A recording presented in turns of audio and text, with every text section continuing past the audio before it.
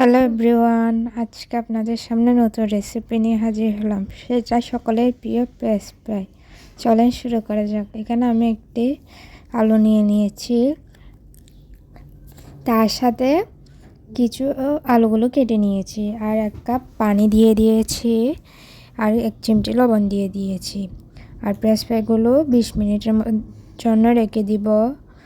তারপরে মরিচের গুঁড়া দিয়ে দিয়েছি 1 চামচ, 1 চিমটি লবণ দিয়েছি। তারপর ভালোভাবে মিক্স করে নিব।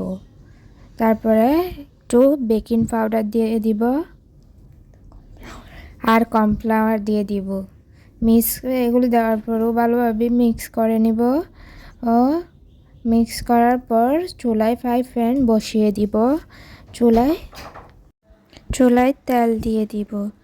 যদি তেলগুলো একটু গরম হয়ে গেলে আবার ফ্রেশ আলুগুলো ঢেলে দিব। আলুগুলো ঢেলে আস্তে আস্তে ঢালবো, সবগুলো একসাথে দিব না। আলুগুলো ঢালার পর নাড়িয়ে দিব। আলুগুলো যখন চুলার জালটা কমিয়ে দিব, আলু যখন হয়ে যাবে তখন একটু বাদামি কালার হয়ে যাবে। চুলার জাল কমিয়ে না দিলে পুড়ে যাবে। তারপর আলুগুলো নাড়তে থাকবো, না হলে সেগুলো পুড়ে যাবে।